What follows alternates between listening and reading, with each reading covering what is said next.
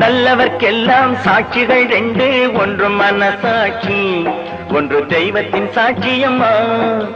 நம்பிக்கை வைத்து கல்லையும் பார்த்தால் தெய்வத்தின் காட்சியம்மா. அதுதான் உள்ளத்தின் காட்சியம்மா, அதுதான் உண்மைக்கு சாட்சியம்மா.